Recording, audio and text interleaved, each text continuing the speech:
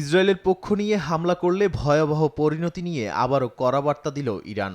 মার্কিন সংবাদ মাধ্যম সিএনএনকে দেয়া এক সাক্ষাৎকারে নাম প্রকাশে অনিচ্ছুক ইরানি কর্মকর্তা হুঁশিয়ারি দিয়ে বলেন, ইসরায়েলকে রক্ষায় যে কোনো দেশ এগিয়ে এলে তাদের আঞ্চলিক ঘাঁটিগুলোকেও টার্গেট করা হবে।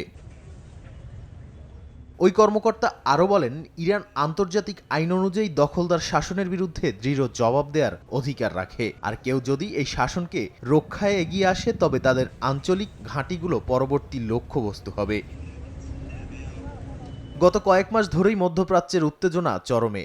গাজা পরিস্থিতি, লেবাননে হিজবুল্লাহর সঙ্গে সংঘর্ষ ও সিরিয়া ইরাকে ইরানি প্রভাবশালী ঘাঁটিতে পশ্চিমা হামলা, সব মিলিয়ে অস্থির এই ভূরাজনীতি।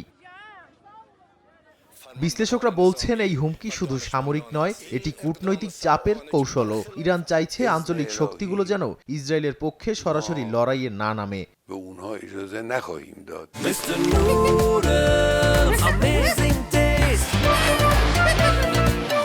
ইরানের এই বার্তা মূলত যুক্তরাষ্ট্র, সৌদি আরব বা আমিরাতের মতো দেশগুলোর জন্য। তারা যেন সরাসরি জড়িত না হয়, এটাই মূল উদ্দেশ্য, এমনটাই মনে করেন বিশ্লেষকরা।